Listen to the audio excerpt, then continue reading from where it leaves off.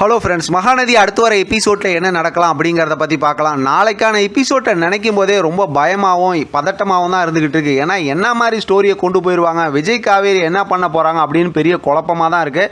இன்றைக்கான எபிசோடில் லாஸ்ட்டில் காட்டின ப்ரொமோவை பார்க்கும்போது ஏற்கனவே வந்து அந்த ப்ரொமோவோட லாஸ்ட் மூமெண்ட் கொண்டு வந்துட்டாங்க.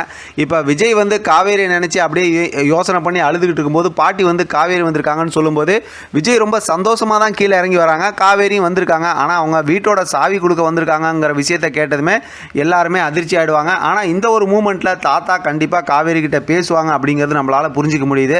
ஏன்னா இன்றைக்கான எபிசோட் லாஸ்ட்டில் பார்த்தோம் அப்படின்னா காவேரியை நினச்சி அழுது புலம்பி பேசுனாங்க. அதெல்லாம் தாத்தா பார்த்துக்கிட்டு தான் இருந்தார்.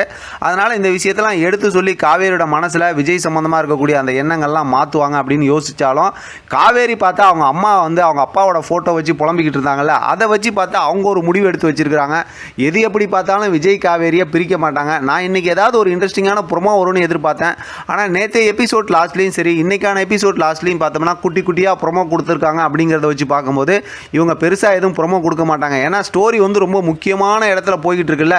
இந்த நேரத்தில் ப்ரொமோவை கொடுத்துட்டாங்க அப்படின்னாக்கா ஸ்டோரி சுவாரஸ்யம் எல்லாம் போயிடும். அப்படிங்கிறனால ப்ரொமோ வர்றதுக்கு வாய்ப்பு இல்லைன்னு நான் நினைக்கிறேன்.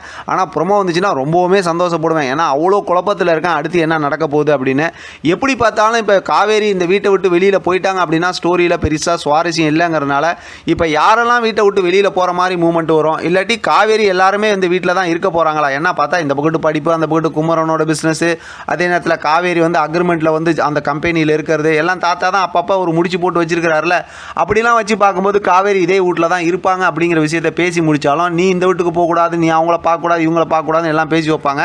நம்ம விஜய் சும்மாவாக இருக்க போகிறாரு, பொழுதன்னைக்கு மொட்டை மாடியிலேருந்து வீடே கதின்னு பார்த்துக்கிட்டு தான் இருக்க போகிறாரு. இதனால் பார்த்தோம் அப்படின்னாக்கா கொஞ்சம் கொஞ்சமாக அவங்களோட மனசு மாறும் அப்படிங்கிறது தான் இப்போ தாத்தாவோட எதிர்பார்ப்பு. ஆனால் அப்படிப்பட்ட மூமெண்ட்லாம் நாளைக்கான எபிசோடில் வந்துருமா அப்படிங்கிறதும் பெரிய சந்தேகம் தான். ஏன்னா மென்டல் குரூப்லாம் எப்போ இவங்களை பிரித்து விடலாங்கிற மாதிரி இருக்காங்களே. அதனால் அஜய், ராகினி, பசுபதி, அன்பரசு இவங்கெல்லாம் வந்து என்ன பண்ண போகிறாங்கன்னு இருக்கு. இதுக்கடையில் வெண்ணிலா வந்து விஜய்ங்கிற ஒரு வார்த்தையை திருப்பி சொல்லி இருக்கவங்களை இரிட்டேட் பண்ணிட்டு இருக்காங்க. எதுக்கு சம்மந்தமே இல்லாமல் இப்படி ஒரு கேரக்டரை உள்ளே கொண்டு வந்து இந்த மாதிரிலாம் ஒரு எமோஷனலை கிரியேட் பண்ணி ரொம்பவுமே கஷ்டப்படுத்துறாங்கன்னு தெரியல. ஆனால் இந்த மாதிரி ஒரு கதையை கொண்டு வரணும்னு முடிவு பண்ணிட்டாங்க. அப்போ அது மாதிரி தானே ஸ்டோரியை மூவ் பண்ணுவாங்க. அதனால் வந்து நாளைக்கான எபிசோட் ரொம்பவுமே எமோஷனலான எபிசோடாக இருக்கும் அப்படிங்கிற மாதிரி நம்பலாம். ஒருவேளை ப்ரொமோ வந்துச்சுன்னா அதை வச்சு இன்னுமே நம்ம தெளிவாக ரிவ்யூ பார்த்துக்கலாம். எப்படி பார்த்தாலும் காவேரி இந்த வீட்டை விட்டு போகக்கூடாது அப்படிங்கிறதான் எல்லாத்தோட எதிர்பார்ப்பு. பார்க்கலாம் தாத்தா என்ன பேசுகிறாரு, காவேரி ஃபேமிலியிலேருந்து என்ன முடிவு பண்ணுறாங்க, அதை விஜய் என்னவா எடுத்துக்கிறாரு அப்படிங்கிறத நம்ம பொறுத்திருந்து பார்க்கலாம். இதை பற்றின உங்களோட கருத்து கமெண்ட் பாக்ஸில் தெரியப்படுத்துங்க. தொடர்ந்து ஆதரவு கொடுங்க. தேங்க்யூ ஃப்ரெண்ட், தேங்க்ஸ் ஃபார் வாட்சிங்.